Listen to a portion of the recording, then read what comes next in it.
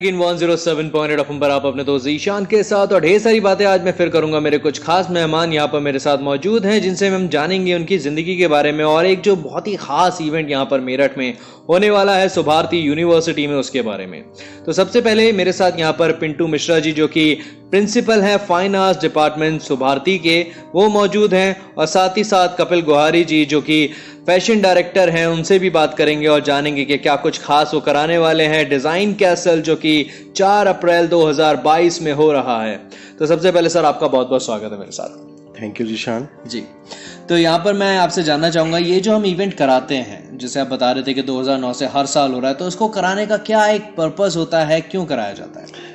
ये 2009 में हमारा कॉलेज इस्टेब्लिश हुआ। इसमें डिपार्टमेंट एक फैशन डिपार्टमेंट बना जिसमें हम लोग ग्रेजुएशन और पोस्ट ग्रेजुएशन के स्टूडेंट फैशन से रिलेटेड एजुकेशन लेते हैं। जो भी वो बनाते हैं, ड्रेसेस बनाते हैं, जिस भी थीम पे काम करते हैं, उसको शोकेस करने के लिए हम एक शो ऑर्गेनाइज करते हैं जिसमें इंडस्ट्री से जुड़े हुए लोगों को बुलाते हैं, जिसमें डिज़ाइनर्स होते हैं, एक्सपोर्ट से होते हैं, तो ताकि बच्चों की जो बच्चों ने काम किया है वो लोग वो ये देख सकें कि मार्केट में क्या चल रहा है और हमें क्या क्या उनमें चेंजेस लाने हैं। तो बेसिकली जब शो पे लाइट और साउंड के साथ में जब मॉडल्स उनकी ड्रेसेस को पहन के उतरते हैं तो वो देखने लायक ही होती हैं, क्योंकि अगर आपने कुछ भी बनाया और जब तक उसकी प्रेजेंटेशन नहीं हो तो उसका कोई मतलब नहीं रह जाता। तो ये शो जो है हम इसीलिए ऑर्गेनाइज करते हैं कि जो भी बच्चे बना रहे हैं काम, उसको एक अच्छा प्लेटफॉर्म मिल सके। बिल्कुल। और सर जो इसकी थीम रखी जाती है, जो थीम डिजाइन करी जाती है, उसका क्या एक पर्पस होता है, वो कैसे सोच कर डिजाइन की है? इसमें हम बच्चों को फ्री छोड़ते हैं। उसके लिए पहले उन लोगों को कुछ आइडिया दिए जाते हैं। सपोज कोई कॉकटेल है तो उस पर क्या कलर्स होने चाहिए या क्या उसमें चीज़ें होनी चाहिए, ब्राइट कलर होने चाहिए या क्या स्पार्कलिंग होनी चाहिए, तो उससे वो मटेरियल इकट्ठा करते हैं और फिर उसके बाद उनका मूड बोर्ड बनता है, कलर चार्ट्स वगैरह बनते हैं और बहुत लंबा प्रोसीजर होता है। उसके बाद फिर वो गारमेंट पे आते हैं कि उसमें क्या गारमेंट लेने हैं, किस ओकेजन के लिए कौन से गारमेंट स्टफ चाहिए, वो सब चीज़ें डिसाइड होने के बाद में तब वो फिर ड्रेस बन के तैयार होती है। जी।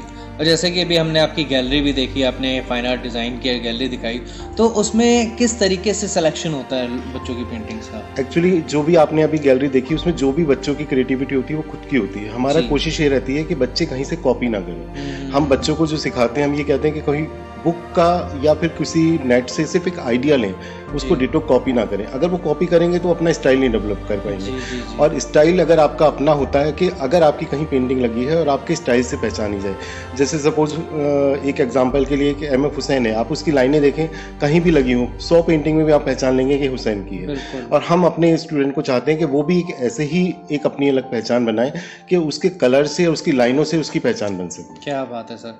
तो सर फाइन आर्ट का अगर नाम आता है तो ज़्यादातर लोग ड्राइंग को ही सोचते हैं कि शायद पेपर और स्केच पेन वगैरह ही होंगे, लेकिन फाइन आर्ट्स में क्या क्या चीज़ें होती हैं? देखिए फाइन आर्ट्स को एक बहुत सिंपल उसमें अगर हम डिफाइन करें, आर्ट में ये है कि किसी कुम्हार ने कोई मूर्ति बनाई, वो एक आर्ट है।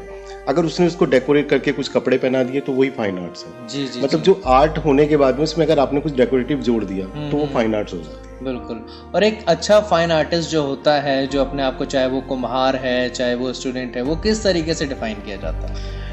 एक आर्टिस्ट होने के लिए सबसे पहले तो एक अच्छा इंसान होना बहुत जरूरी है, क्योंकि जो भी आप काम करते हैं वो आपकी चीज में रिफ्लेक्ट होती है। जी।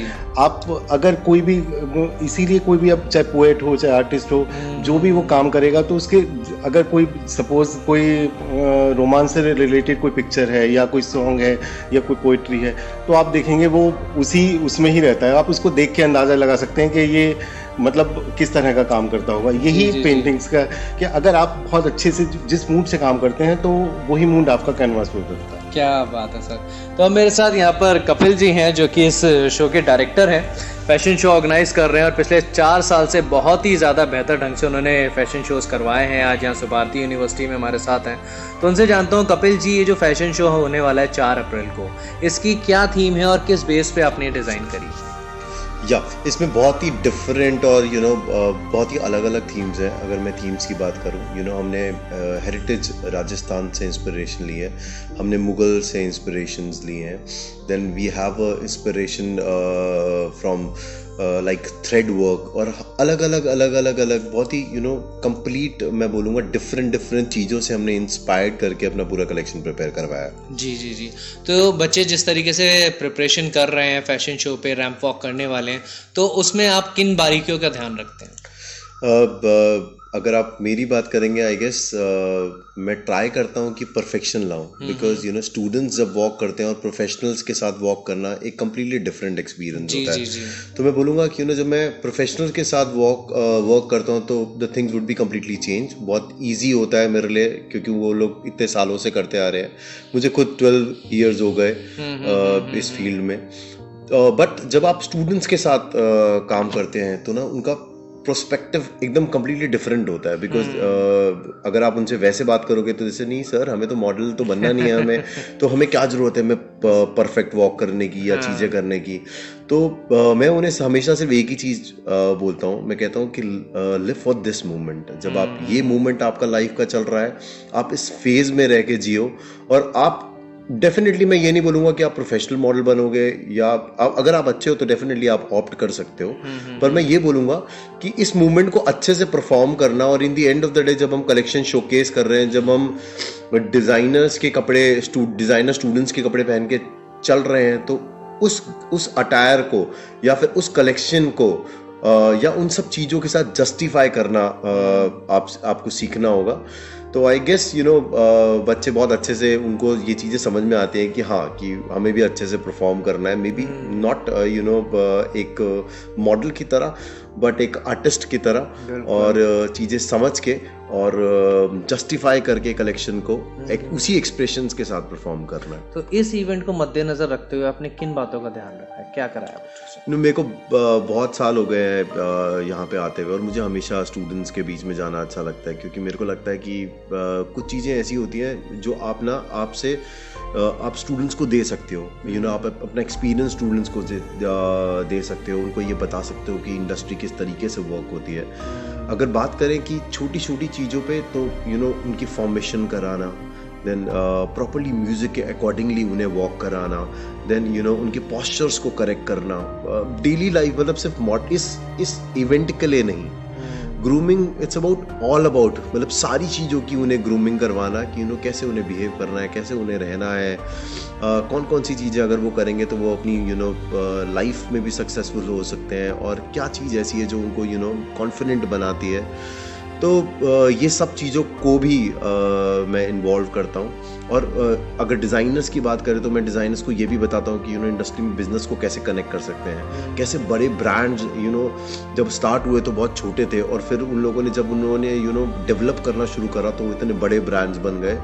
तो ये छोटी छोटी stories I guess you know बच्चों को मोटिवेट करती हैं, उनको फ्यूचरिस्टिक बनाती हैं, उनके ड्रीम्स जो वो ड्रीम देखते हैं, जो वो यू नो उस लेवल पे पहुंचना चाहते हैं अपने ड्रीम के लेवल पे, और अपने गोल्स को अचीव करना चाहते हैं, तो उनको हेल्प होता है इन सब चीज़ों में।